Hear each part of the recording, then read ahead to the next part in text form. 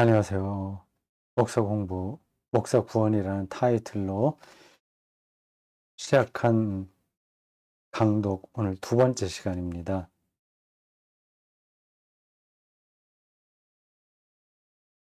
지금 토요일입니다. 밤 8시 막 지났습니다. 오늘 녹화해서 오늘 네, 올릴 예정입니다. 앞서 강독은 미리 준비했다가 천천히 그, 그 순서에 따라서 올렸는데 이 목사 공부, 목사 구원은 매일 올라가는 게 아니라 일주일에 두 번 하는 거라고 말씀을 이미 드렸고요. 그리고 미리 녹화하지 않고 당일날 녹화한 걸 그대로 올릴 생각입니다. 화요일과 토요일 일단 그렇게 계획을 짰습니다. 근데 꼭 그렇게 될지 안 될지는 모르겠습니다.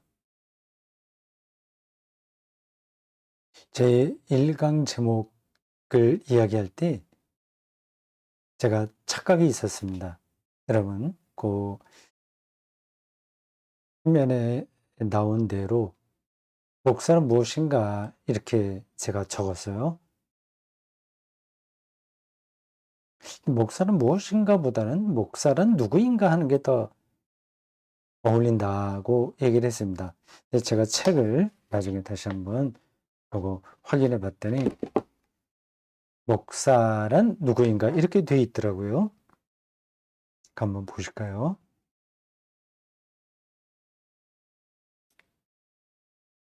자, 책을 한번 보겠습니다.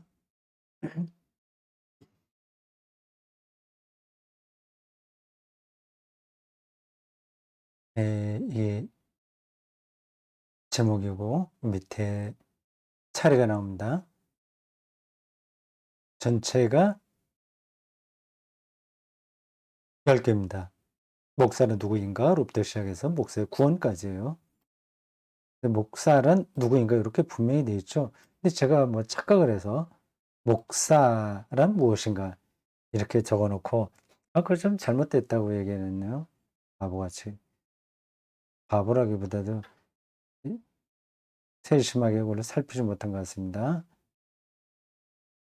자, 오늘은 두 번째 예배 항목입니다. 이게 전체니까 한번 이게 전체 아유 이게 잘 잡히지가 않네. 목사는 누구인가?로부터 시작해서 예배, 설교와 목사 쭉 나갑니다. 전체 그 챕터의 제목이 이렇게 자연스럽지는 않아요.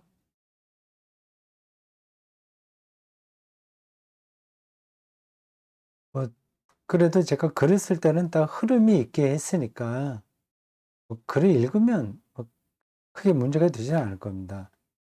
목사란 누구인가를 제가 지난 시간에 얘기를 했고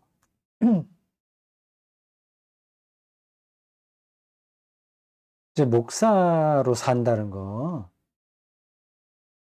얘가 뭐냐 하는 것들을 이야기한 거겠죠. 그 가장 중요한 일이 예배다. 목사의 일 중에 가장 중요한 건 예배다 생각을 해서 그 예배에 대한 이야기를 두 번째로 하는 겁니다. 이 대목은 목사만이 아니라 일반 신자들에게도 필요한 내용입니다. 물론 앞서 있었던 목사는 누구인가도 사실은 목사만이 아니라 그리스도인에게 다 해당하는 거니까 일반 신자들이 읽고 또 들어도 도움이 될 겁니다. 오늘은 예배예요. 자, 이제 요 책에서 화면에 비춘 거는 들어가도록 하겠습니다. 책이 들어가고 그다음에 캡처 장치 나오고 필기 100번 나오고 다 됐죠. 제가 OBS에서 이렇게 조금씩 조정하면서 이 작업을 하고 있습니다.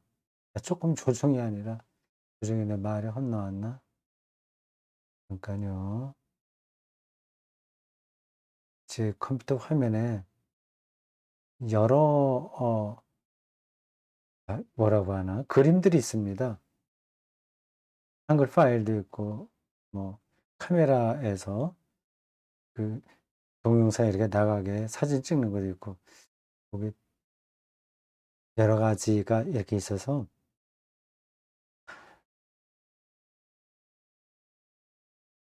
이걸 저 혼자 이렇게 막 하다 보니까 아직 익숙해지지 않았습니다. 아니 저는 다른 거 전혀 신경 쓰지 않고 요 강동만 하면 마음 속 시원하긴 한데 제가 혼자 예 카메라 켜고 연결하고 이런저런 화면에서 불러올 거 불러오고 띄워 놓고 뭐 이렇게 하느라고 정신이 좀 없습니다. 목사람 누구인가 무엇인가를 인제 지어 버려야 되겠어요. 네. 첫째 시간에 한 이야기입니다. 소명으로부터 시작해서 목사의 정체성이었습니다. 자, 오늘 예배라는 타이틀로 다음과 같은 이야기를 하게 될 겁니다.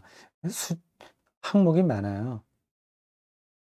이번 예배 타이틀에 붙던 항목이 가장 많을 겁니다. 그러네요. 여기 표지 이렇게 보면 나옵니다. 표지에 자그마치 20개나 되네요. 하나님의 영광부터 시작해서 예배와 목사까지입니다. 예배가 무엇인가? 로부터 우리 이야기를 시작해야 되겠죠. 우리가 매주 예배를 드려요. 지금 여기서 말하는 예배는 주일 공동 예배를 가리킵니다. 뭐 수요 공부 이런 건 뭐 예배라고 할 수 없어요. 요 기도회, 새벽 기도회 이것도 예배는 아닙니다. 뭐 목장이라고 한국 교회에서 많이 예 이렇게 적용하고 있는 그 모임도 예배는 아니에요. 기도회, 친교 모임 뭐 그런 정도 되겠죠. 예배는 주일 공동 예배를 가리킵니다. 네 뭐 그렇게 신학적으로 구분을 한다 하더라도 모든 걸 다 예배라고 할 수 있지 않냐. 그렇게 그런 주장도 가능합니다. 뭐 꼭 그 순서를 지키는 주일 공동 예배만 예배냐 이렇게 말할 수 있어요. 뭐 혼자서 예배 드릴 수도 있겠죠. 엄밀하게 얘기하면 하나님과의 영적인 호흡 그건 인제 기도라고 하는데 기도가 예배는 아니죠. 이 예배의 한 순서로서 기도가 들어갈 수는 있습니다. 예 그런 문제들은 접어 두고 여기서 예배를 그 주일 공동 예배에 한정해서 얘기합니다. 근데 "예배란 무엇인가?" 라는 질문에 단적으로 대답을 한다면 하나님께 영광을 돌리는 겁니다. 핵심이 영광이에요. 영광.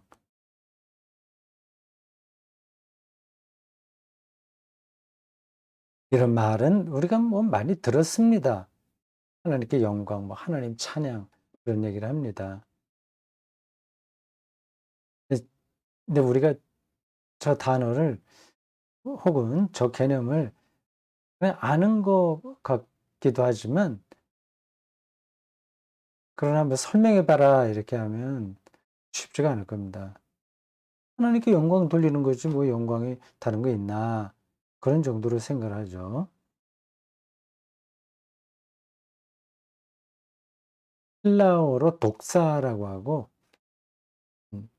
뭐 이런 거 다 알 필요가 없긴 합니다만 영광이 헬라어로 독사 그리고 히브리어로 카부시라고 합니다. 근데 그러한 단어로만 이야기하지 저거를 다른 걸로 다른 말로 대체해야 할 게 없어요. 그냥 그 개념 예를 들자면 이사야에도 나오고 뭐 시편에도 종종 나오는 이야기인데 들어보셨을 겁니다. 온 땅에 하나님의 영광이 가득하다. 그런 얘기 들어보셨잖아요. 온 땅에 하나님의 영광이 가득하다. 근데 온 땅이 가득한 게 하나님의 영광인데 그게 뭐예요? 공기인가? 공기?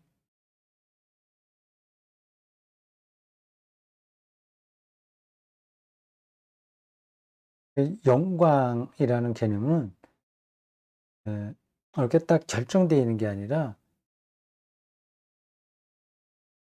자기가 그 안으로 들어가서 경험하는 것만큼 더 넓어지는, 깊어지는 그런 특별한 경험입니다. 물론 영광만 그런 건 아니겠죠. 하나님 자체가 그렇습니다. 근데 제가 굳이 그거를 설명을 한다면 이렇게 말할 수 있습니다. 하나님의 하나님 되심, 이게 영광이다. 하나님의 하나님 되심.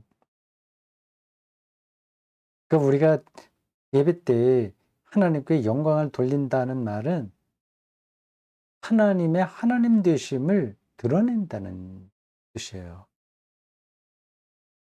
제가 다른 때에도 종종 말씀드린 내용입니다. 예배는 은혜 받으려고 드리는 게 아니다. 이걸 꼭 여러분들 기억하십시오. 은혜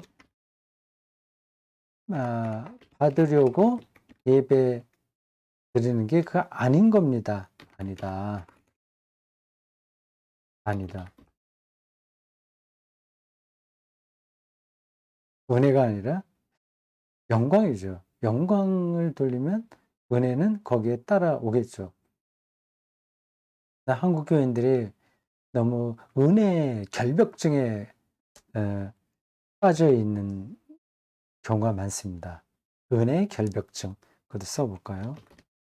은혜 결벽증. 은혜 받으려고 왜 그렇게 애를 쓰는지 모르겠습니다. 은혜가 그럼 그렇게 사모해야 될 만한 하나님의 선물인데 왜 그걸 갖고 트집을 잡냐? 그렇게 생각할 수도 있습니다. 은혜가 중요하지 않다는 뜻이 물론 아니에요. 근데 예배에서는 은혜 받는 게 중요한 게 아니라 하나님께 영광 돌리는 게 중요하다는 겁니다. 그 은혜를 하나님이 주실 만할 땐 주시고 받을 준비가 됐으면 받습니다. 하나님의 하나님 되심, 그게 영광인데 그 하나님의 하나님 되심을 예배 때 드러낸다고 하는데 저것도 좀 관념적인 표현이잖아요. 그게 뭐겠어요? 하나님의 하나님 되심이. 그 하나님의 하신 어 하나님이 하신 가장 중요한 행위는 생명 생명 창조죠. 그 생명이 드러나게 하는 겁니다. 그것은 곧 구원 사건이고요. 이거는 기본적으로 예수 그리스도 사건인 겁니다. 그 예배 때에는 생명이 드러나도록 우리가 예배 과정을 끌어가야 됩니다. 사람에게 은혜를 끼치려고 하는 게 아니라 복을 구하려고 하는 게 아니라 하나님의 생명을 드러나게 하는 거죠. 그 생명이 드러나게 한다는 건 그 구원이 일어난다는 이야기입니다. 그 구원은 곧 성령의 사건이고 또 그리스도 사건이죠. 그 예배는 이 삼위일체적 어 구원 사건의 드러냄, 사건의 드러남 하면 되겠네요. 예, 그렇게 말하면 됩니다.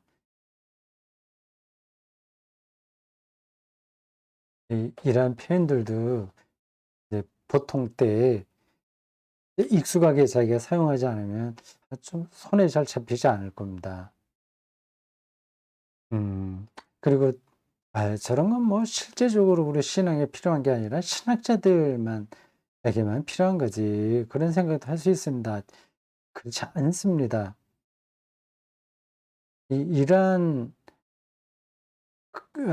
관점이 그 목사와 예배에 참여하는 사람들에게 분명해야만 예배가 예배답게 드려질 수 있는 거예요. 자, 그렇고 하나님께 영광을 돌리는 거다. 은혜 에, 결벽증, 은혜 결벽증에 빠지지 말자. 그러니까 하나님께 영광을 돌리는데 실제적으로 순서가 있지 않습니까? 그러니까 어떤 방식의 어, 순서로 진행해야 하나님께 영광이 온전히 바쳐지는 예배가 되겠냐 하는 겁니다. 그게 핵심이에요. 만약에 은혜 받는 것만을 목표로 한다면 예배 순서도 별로 필요가 없습니다. 아무나 나서서 아무나는 좀 곤란하겠지만 주로 목사들이 그냥 북치고 장구치고 하면서 신자들에게 은혜를 주기만 하면 되는 거예요. 은혜만 받게 하면 되는 겁니다. 좋은 뜻으로 제가 드리는 거예요. 사실 그 은혜가 정말 은혜인지도 분명하지 않은데 그냥 심리적인 카타르시스를 그 은혜라고 사람들은 생각하거든요. 기껏 해야 종교적 힐링에 불과한 거죠. 그래서 한국 교회에 뭐예요? 경배와 찬양유의 그 모임이 많은 이유가 거기 있습니다. 심지어는 주일 공동 예배도 경배와 찬양류로 끌어가기도 해요. 예배 전에 뭐 옛날에는 이제 준비 찬송이라고 있었습니다. 제가 청년 시절에 준비 찬송했어요. 조금 큰 교회에는 전문가가 나와서 한 20분 정도 준비 찬송하고요. 그래서 작은 교회는 그런 준비가 잘 안 되니까 그냥 회중들이 자, 준비 찬송합시다 해서 여기저기서 산발적으로 뭐 257장 부르겠습니다. 그거 끝나면 또 누가 이제 372장 부르겠습니다. 그렇게 해서 준비 찬송을 2, 30분 동안 또 했습니다. 근데 그게 어떤 사람들에게는 은혜가 되니까요. 은혜라고 하는 게 참 문제의 소지가, 문제가 될 소지가 있는 단어입니다. 이게 마음만 흡족해지고 은혜 받았다고 생각을 하거든요. 요즘도 그런지 모르겠습니다만 관광버스 타고 요즘은 코로나 때문에 그런 일은 거의 없다고 보는데 그 전만 하더라도 많을 거고 앞으로 코로나가 이제 해결되면 또 그런 일들이 벌어지겠죠. 관광버스 타고 오가면서 거기서 노래 부르지 않습니까? 춤추고 노래 부르고 그런 거요. 예. 뽕짝인가요? 그 어떤 노래죠? 하여튼 그러한 그 구성지게 넘어가는 그런 노래들 뭐 그것만이 아니라 하여튼 기분 좋게 하는 그런 노래들 부르면 일단 기분은 확 좋아지잖아요. 그런 정도 수준의 아 심리적인 경험을 예배 드리기 전의 준비 찬송에서 하는 겁니다. 지금은 조금 세련돼 갖고 경배와 찬양을 하잖아요. 저는 그거 반대합니다. 그거는 다른 집회 때 하면 되죠. 그리고 주일 예배가 아니라 그냥 다른 찬양 집회 이런 데서는 가능합니다. 그런데 주일 공동 예배에는 그 하지 말아야 됩니다. 사람의 감정이 억제돼야 돼요.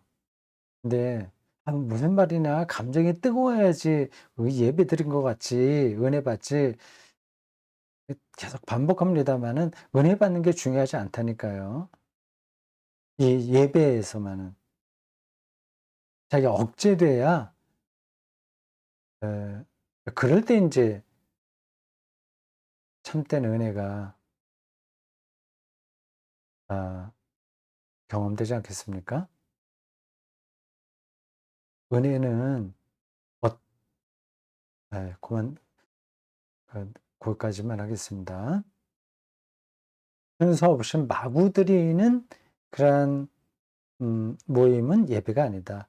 저는 예전 예배를 드려야 된다고 생각합니다. 예전. 리터지가 살아있는 예배요. 이거 참 숙제입니다. 한국 교회에서 예전 예배를 드리는 교회가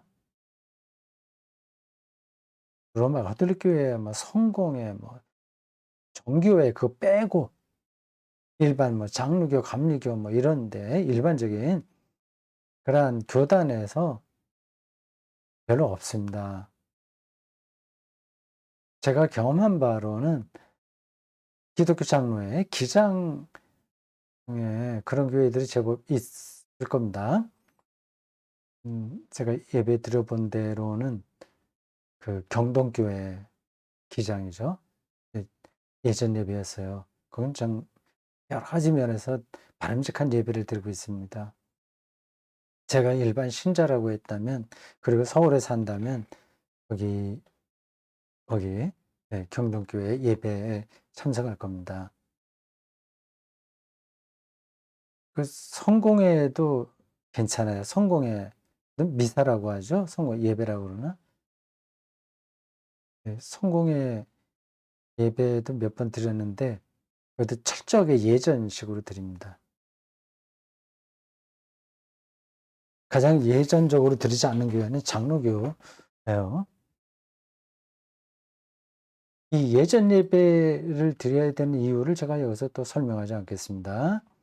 모든 설교학 교수들은 예전 예배를 드리라고 가르칩니다, 신학생들을. 그리고 어디 가서나 뭐 목사들 세미나 이런 데 가서도 꼭 그렇게 얘기할 거요. 뭐 제가 뭐 그 예배학 교수들의 활동을 다 아는 게 아닌데 그래서 확정적으로 얘기할 수는 없지만 되게 그럴 겁니다. 예전 예배를 모든 설교학 교수들이 주장하지만 교회 현장에서는 그런 예배가 잘 드려지지 않습니다. 그 이유가 뭐냐? 쳐 두겠어요. 네, 여러분들이 생각해 보시죠. 대구 샘터교회는 당연히 예전 예배를 드립니다. 지난주에 2021년 9월 26일 어, 주보예요. 음, 그 표지 있고 이렇게 안쪽으로 들어가게 되면 카메라가 잘 잡히나? 안 잡히는 것 같기도 하고. 첫째 쪽에 예배 부름, 찬송, 공동기도, 거룩 찬송, 그 다음에 사제기도 이렇게 나오고, 그래서 이게 굳이 빼고 순전히 예배 순서만 하나, 둘, 셋, 넷, 다섯 쪽입니다. F용지를 반 접은 거 다섯 쪽이에요. 그리고 이제 알리는 말씀이 있고, 맨 뒤에는 지난주 설교 요약이 아니라 발췌, 맨 앞에는 표지. 이렇게 해서 전체가 8쪽입니다. 8쪽 중에 다섯 쪽이 예배 순서입니다. 공동기도도 있고, 옛날에는 국악 찬송 악보도 들어가 있고, 지금은 베델의 노래나 에큐메니컬 노래집 여기에서 선곡해서 부르기도 합니다. 예전 예배를 드리려면 일단 목사가 그 예배 영성에서 준비가 되어 있어야 됩니다. 그러니까 신자들에게 좀 신경을 덜 쓰고 예배 자체에 집중할 수 있어야 됩니다. 뭐 그런 거 말해봤자 크게 도움이 되지는 않겠죠. 그 예전 예배, 대구 샘터교에서 드리는 예전 예배가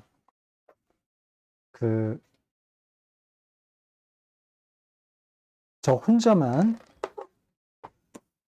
이렇게 이렇게 세계교회 이런다고 상관없이 저 혼자 제 멋대로 순서를 짠 게 아닙니다. 기본 매뉴얼이 있어요. 제가 참고해서 이제 기본으로 깔고 이제 대구 샘터교회에 맞도록 조금 변형한 이 예배 순서인데요. 제가 참고한 책이 여기 보자, 이 책, 여기에 63쪽에 나옵니다.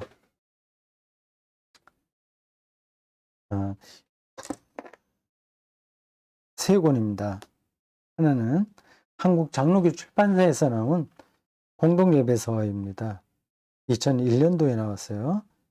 이 책은 좀 두꺼운데 미국 연합 장로교회에서 미국 연합 장로교회예요.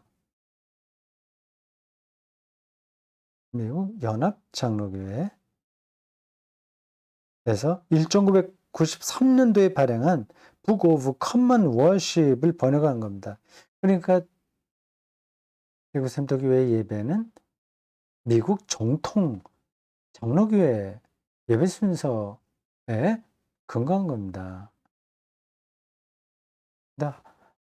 한국 교회가 많은 부분에서는 미국 교회를 벤치마킹 하는데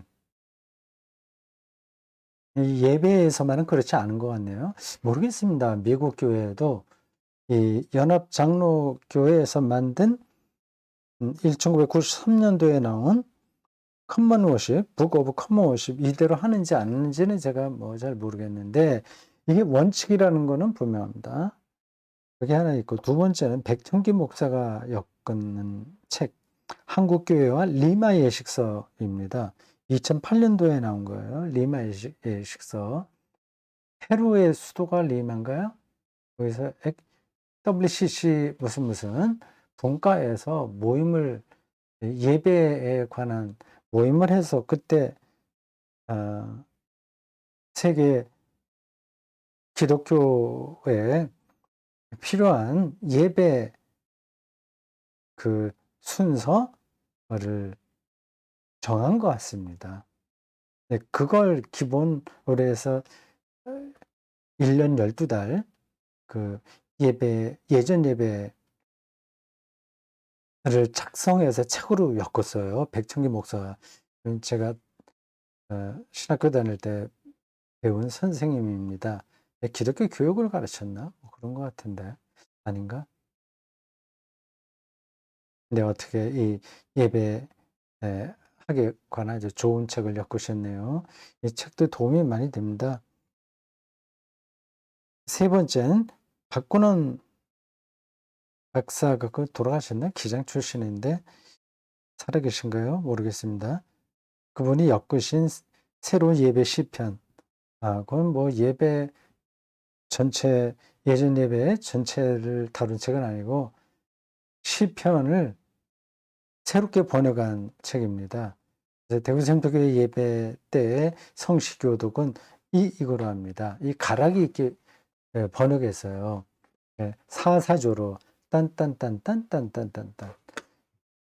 그냥 우리 원래 시편이 시 아닙니까? 운율이 있는 거잖아요, 원래. 근데 우리말 번역으로는 그 운율을 잘 느끼지 못합니다.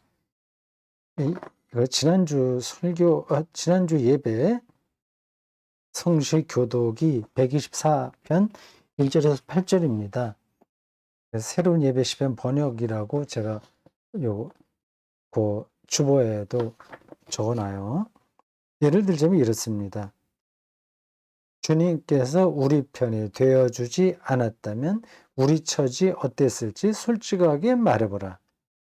이렇게 성경 봉독자가 하면 회중들이 주님께서 우리 편이 되어주지 않았다면 원수들이 일어나서 우리를 치러 닥쳤을 때 사사조로 합니다.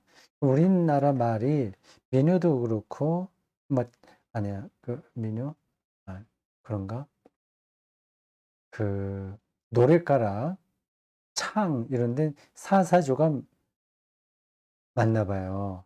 우리말에 딱 맞습니다. 운율이 사사조. 딴딴딴딴 딴딴딴딴. 예. 자, 예전 예배에 예, 예, 제가 어디서 그 자료를 찾는가를 말씀드렸습니다. 쭉 그렇게 나와요.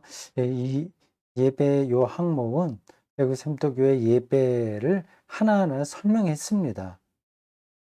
사회자가 따로 있어요, 대구 샘도교회. 그리고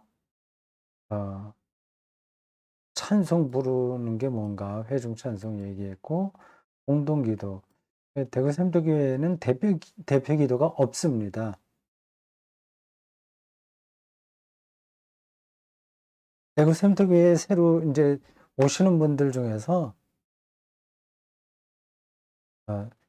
두 가지가 특히 마음에 든다고 얘기하는 분들이 계세요.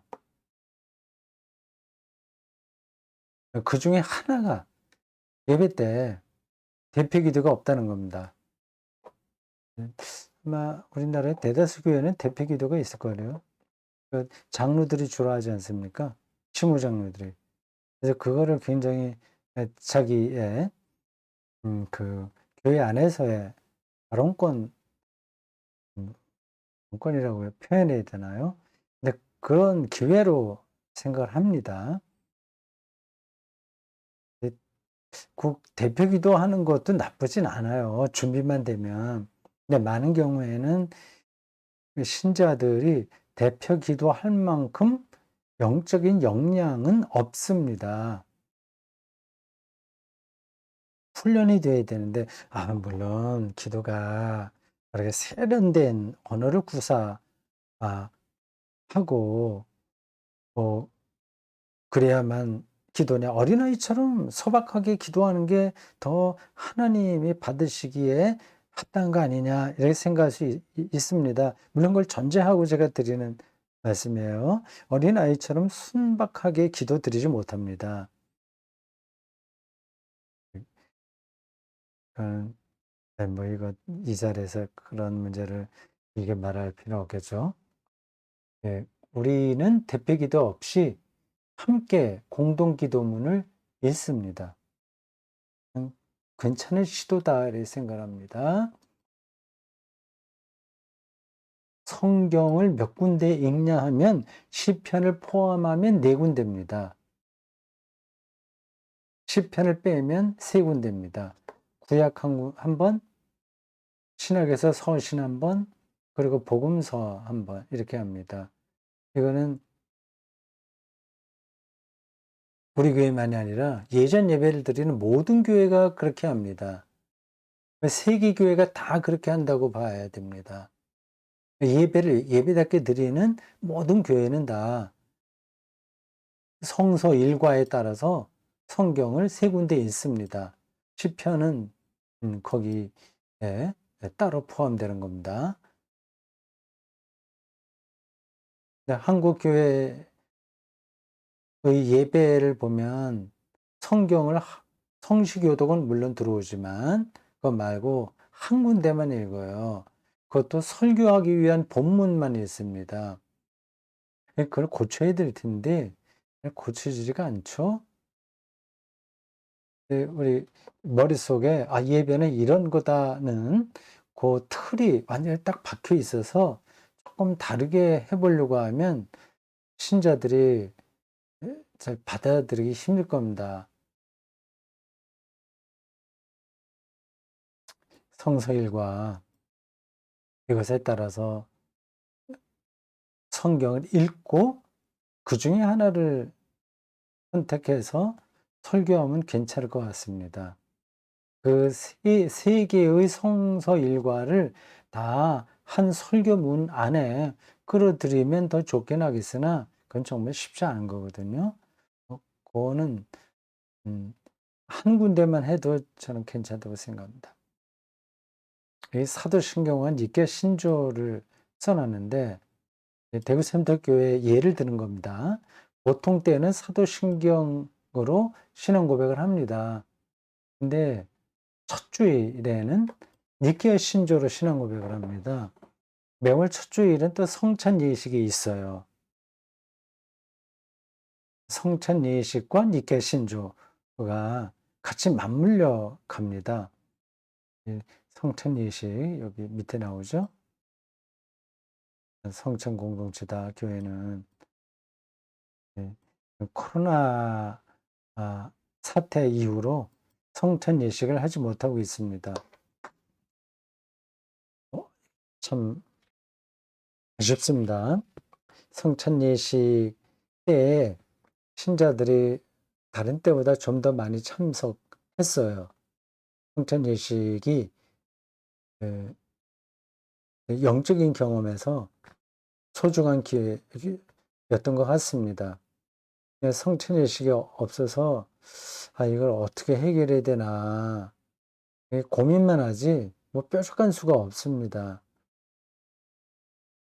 앞으로 코로나 사태가 많이 좋아진 뒤에도 그 이전으로 교회가 돌아가긴 힘들 겁니다. 마스크를 실내에서 완전히 벗을 날이 빨리는 오지 않겠죠. 온다고 하더라도 예전처럼 그렇게 아주 다이나믹하게 같이 아주 밀착해서 교인들 친교를 나누기는 어려울 겁니다. 아무래도 교회도 이 오프 모임과 온라인이 병행하게 되지 않을까 예상이 됩니다. 근데 저는 옛날부터 예배에는 온라인보다 현장 예배가 마땅하다고 생각을 합니다. 지금도 그렇게 생각을 해요. 왜냐하면 시간과 공간 안에서 같이 그 찬송 부르고 기도하고 말씀 읽고 듣고 성찬 나눈다는 그 느낌은 온라인으로 도저히 대체 불가능합니다. 근데 온라인은 어쩔 수 없는 사람들, 예배에 참석할 수 없는 사람들, 아픈 사람들, 그 뭐 등등등등 좀 있겠죠. 그런 사람들 위해서는 같이 가되 기본은 현장 예배해야 된다고 생각을 하고 지금도 그렇게 하긴 합니다.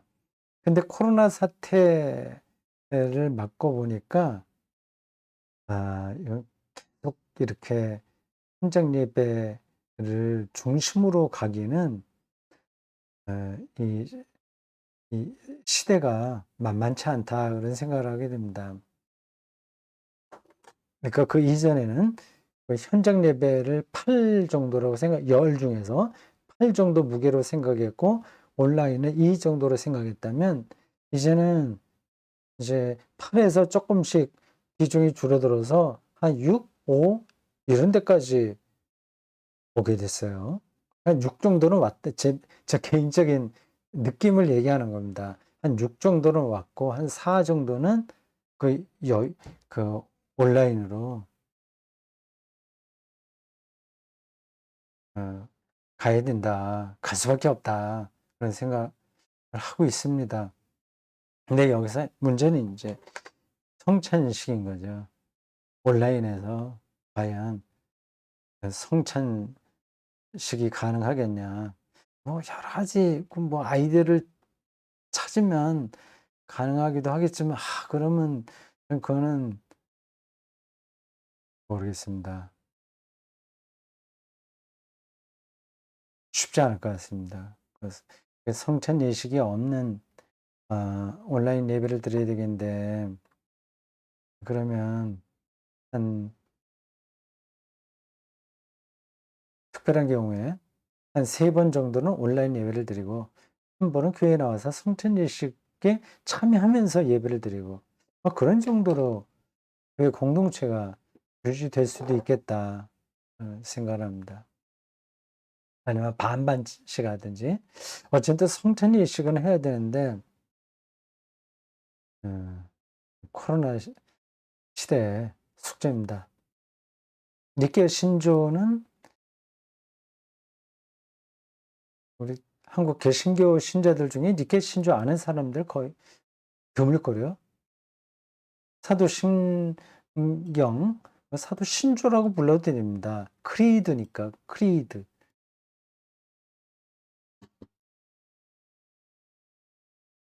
사도 신경이 그 문장이 보면 I believe 이렇게 나가거든요. I believe 3번 나와요. 네, 3번 믿습니다. 그러니까 삼위일체 하나님을 믿는 거죠. 하나님 아버지, 예수 그리스도, 성령 믿는다. 기본 신앙 고백입니다. 믿는다고 해요. 근데 we believe가 아니라 우리는 믿는다가 아니라 I believe라고 합니다. 왜 그런지 아시겠어요? 아는 분도 있고 모르는 분도 계시겠죠. 예배 안에서 같이 한다면 당연히 "우리는 믿습니다." 해야 더 그럴듯하잖아요. 근데 I believe로 한단 말이에요. 그래서 사도신경은 로마 교회의 세례문답자들의 신앙 고백에서 시작되었기 때문에 그렇습니다. 세례받을 때 그 사람은 "나는 뭐뭐를 믿습니다. 뭐 믿습니다." 그렇게 얘기하잖아요. 그게 인제 예배 안에 들어오게 된 거죠.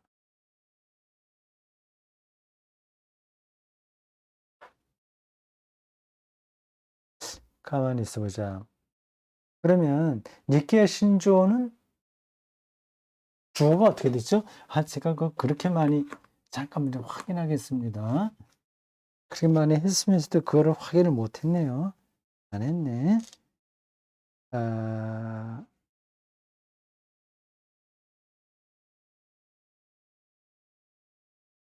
잠깐만 확인할 테니까 기다려 주세요. 자, 9월 5 일자 주보 보겠습니다. 역시 예상대로네요. 이 니케아 신조 보이나요? 네. 니케아 신조는 주어가 우리로 갑니다. 특이하죠. 사도신경은 나는 믿습니다이고 니케아 신조는 우리는 믿습니다입니다. 그러니까 니케아 신조가 더 공식화된 거죠. 공식화된 문서죠. 그러니까 니케아 신조가 더 세계교회에 권위가 있는 겁니다.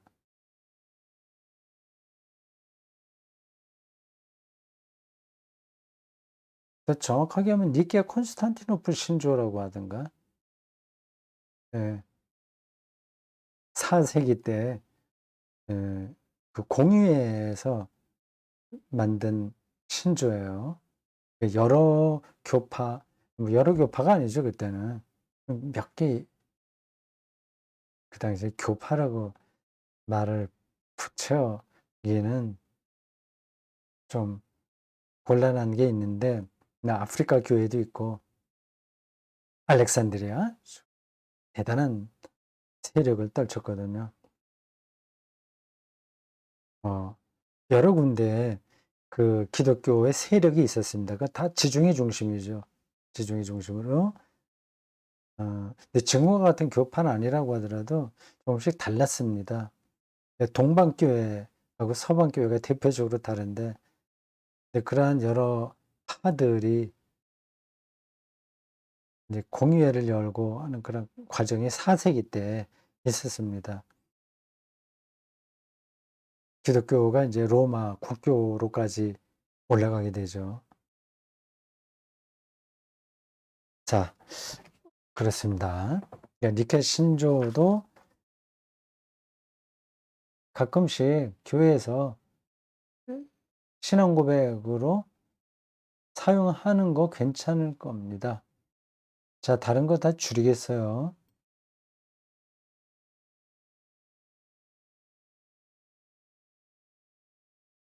예배 때 이제 헌금하지 않습니까? 어, 11조, 각종 헌금 여러 가지가 있습니다. 각 교회의 형편에 따라서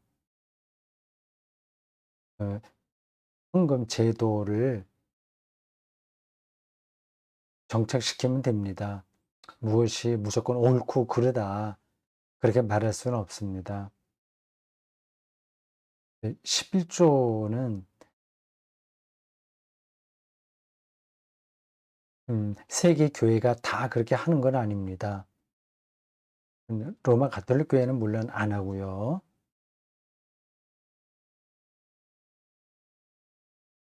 개신교회에서도 좀 독실한 사람들, 약간 그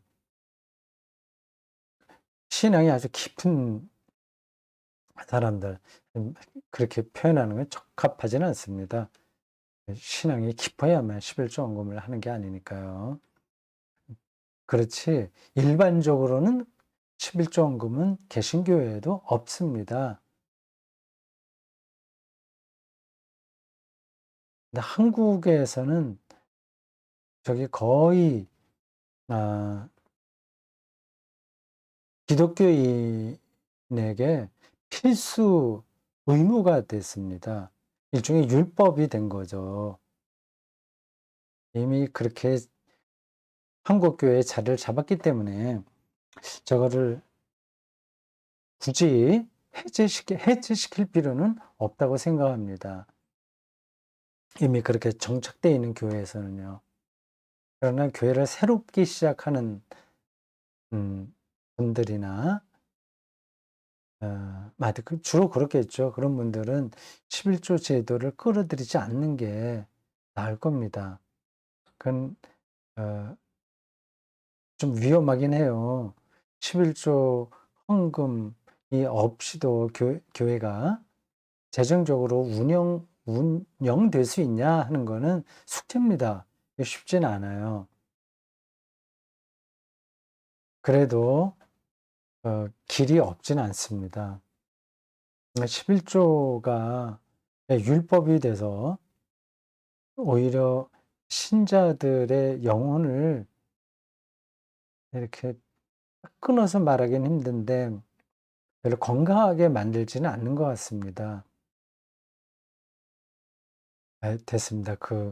이런저런 이야기가 거기에 포함된 거 할 수 해야 되긴 하는데 각각 형편이 다르니까 뭐 제 입장에서만 옳다고 말하기는 힘들어요.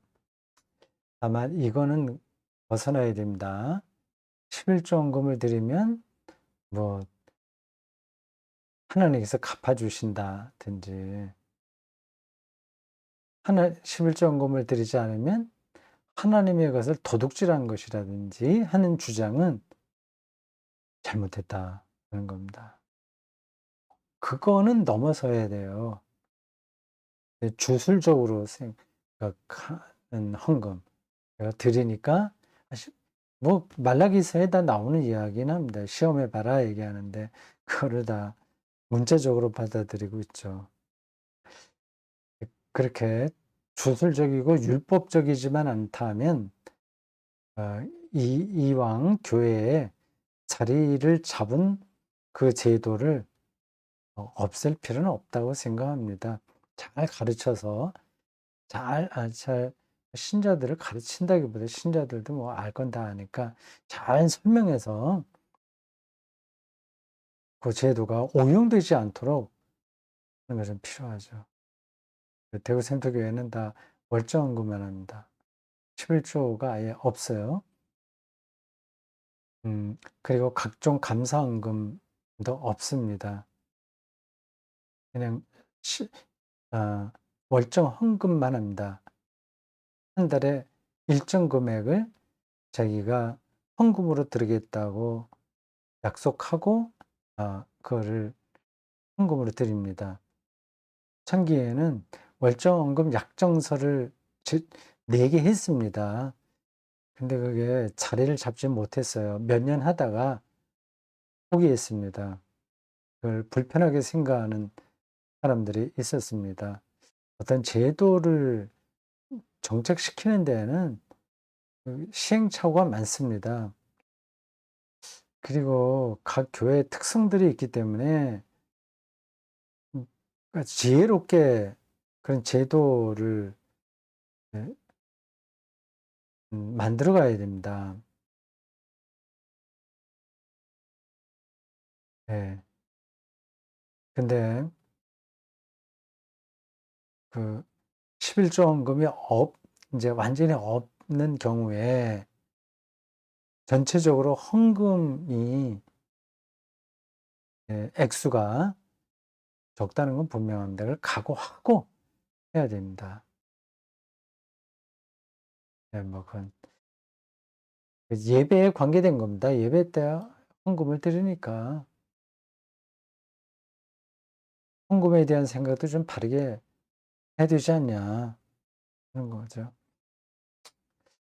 헌금 드리고 저는 중보기도를 드려요. 헌금 감사헌금 드리고 중보기도 그리고 성전 예식이 있을 때는 하고 한 달에 한 번씩 했는데 지금 못 하고요. 하송 예전이 있습니다. 그 지난주 거 한번 보겠습니다. 보이시나요? 좀 더 올릴까요? 파송 예전이에요. 파송 예전. 여기에는 네 가지 순서가 있습니다. 마침 찬송 일어나서 부르고 이때는 찬송을 짧게 합니다. 4절까지 있는 건 한 절만 부르고요. 그리고 아주 길지 않은 찬송 중에서 2절까지 있으면 그건 그냥 부릅니다. 길지 않게 마침 찬송 부르고 일어나는 거예요. 위탁 말씀을 제가 합니다. 지난주 건 이렇습니다. 이제 복된 주일 공동 예배가 끝났으니 각자 일상으로 돌아가십시오. 그 일상에서도 예배의 기쁨과 은혜를 놓치지 않도록 최선을 다하십시오. 기쁨과 은혜는 생명의 주인이신 하나님과의 결속에서만 주어진다는 사실을 기억하시기 바랍니다. 그 다음에 축복 기도를 합니다. 뭐 축복기도도 이런저런 그 의견들이 서로 다릅니다. 어떤 게 옳으냐 저게 옳으냐 형식도 달라요. 어떤 교단에서는 목사가 축복기도 할 때 이제 뭐 이제 삼위일체 뭐 하나님 뭐 누구 성령 뭐 그게 오늘 여기 예배드리고 돌아오는 사람들에게 영원히 있을지어다 이렇게까지 하는 데도 있습니다. 있을지어다. 축복권이 목사에게 있다고 생각해서 그렇게 하죠. 그리고 보수적인 교단이 그렇게 합니다. 뭐 그걸 좋아하는 신자들도 있겠죠. 에, 또 어떤 교단은 좀 다르기도 하고 저는 뭐 축복을 그런 건 말 빼자 그런 사람들도 있긴 있어요. 그래서 저는 음, 그렇게 기원합니다. 그렇게 이렇게 하기를 음, 기원합니다. 이런 방식의 축복 기도 순서를 합니다. 제가 축복을 하는 게 아니라 축복을 기원하는 거죠. 네, 진실한 마음으로 목사가 예배를 마치면서 그런 기도를 드리는 건 마땅하다고 생각합니다. 그리고 후주가 있어요. 후주는 이제 반주자가 합니다. 우리 교회에 그 사회자가 있어서 사회자는 일반 집사가 해요. 아, 그래서 그 한 달이면 반반씩 나눠서 합니다. 앞부분에서는 남자 집사가 하고 뒷부분에서는 이제 여자 집사가 해요. 그리고 사회자에 따라서 예배 마친 다음에 음, 그 후주가 잠깐 나오고 그 멘트를 하는 분도 있고 하지 않는 분도 있어요. 뭐 그건 뭐 이 사회자가 이 전체 순서가 짜여 있는 거를 그대로 다 필요에 따라서 말하지 않을 때 안 하고 할 때는 하면서 잘 끌어가지만 이렇게 순서에 묶여 있지만 또 재량권도 있습니다. 그런 멘트는 자유롭게 할 수도 있고 안 할 수도 있어요. 그건 하고 그렇게 진행되고 있습니다. 처음 시작할 때도 마찬가지예요. 사회자가 참 지난 한 주간 참 더웠다. 아니면 뭐 계절이 새로우셨다. 그래서 바쁜데 잘 지내시는지 만나서 참 반갑다. 그런 인사를 할 수도 있습니다. 그걸 더 짧게 하는 사회자도 있고 약간 더 길게 하는 사회자도 있습니다. 그렇게 하고 이제 예배 부름까지 계속하게 되죠. 이제 그렇게 이제 예배 마치잖아요. 후주는 너무 짧게 합니다. 그리고 사회자가 멘트가 있으면 멘트가 있고 없으면 이제 신자들이 그 후주 끝난 다음에 가방 싸서 아니면 찬송가 들고 나가지 않습니까? 그때 반주자가 또 연주하거든요. 그게 우리 대구 센터교회는 음, 조금 준비는 좀 덜 돼 있습니다. 반주자들이 고 끝나고 신자들 돌아갈 때 곡을 좀 괜찮은 곡을 반주를 하면 참 좋은데 반주가 아니라 연주하는 거죠. 연주. 그러면 좋을 텐데 음, 조금 아쉽습니다. 그렇게 하려면 또 준비도 많이 해야 되니까. 제가 독일 교회 몇 번 예배드려 본 경험에 따르면 연주자의 역할이 굉장히 컸습니다. 그래서 어떤 교회에서는 제가 5년 전에 한 달 동안 갔다 왔어요. 벌써 그렇게 세월이 지났네요. 안식월에서 2016년 종교개혁 500주년 전해입니다. 한 달 동안 갔다 왔는데 벌써 5 년이 돼 가는군요. 됐네요. 2016년 9월 중순에 갔다가 10월 중순에 왔으니까요. 딱 5년 됐습니다. 어떤 교회에서는 설교가 끝난 다음에 설교는 굉장히 짧게 합니다. 비교적. 한 20분 하면 좀 길게 하는 거고 15분 설교가 보통입니다. 네, 그런 거 보면 제 설교도 좀 길어요. 30분 정도 하거든요. 어떤 때는 뭐 35 분까지도 가는데 그거를 30분 이내로 좀 진행하려고 하는데 자꾸만 그게 처집니다. 그걸 어떻게 해야 될지. 20분 딱 하면 좋을 것 같긴 한데 아쉽고요. 근데 독일 교회는 하여튼 설교의 비중이 그렇게 크지가 않습니다. 왜 그런지는 잘 모르겠어요. 뭐 그냥 대충 짐작은 합니다. 가톨릭은 더 짧잖아요. 그러니까 그런 전통인 거죠. 예전 중심으로 가니까. 네, 그건 그렇고. 그래서 설교 끝난 다음에 어떤 교회에서는 연주자가 연주를 뭐 5 분, 10 분짜리도 합니다. 목사는 말로 설교하는 거고 반주자는 파이프 오르간이죠 물론. 그 반주로 설교하는 거예요. 뭐 그렇게 하려면 반주자도 전문적인 사람이어야 되겠죠. 교회 사례도 받을 겁니다. 어느 정도 받는지는 잘 모르겠어요. 음. 자, 오늘 요거 마치면서 이렇게 말씀드리고 싶습니다. 목사는 처음에 예 설교를 가장 중요한 자기의 역할로 받아들여야 된다고 말씀드렸는데 거기서 끝나지 않고 목사는 평생 어 목사직을 그만둘 때까지 인제 은퇴할 때까지 예배를 배워가야 된다 생각합니다. 배워야 됩니다. 배운다는 생각을 목사들이 잘 하지 않습니다. 다 안다고 생각합니다. 이건 큰 착각이에요.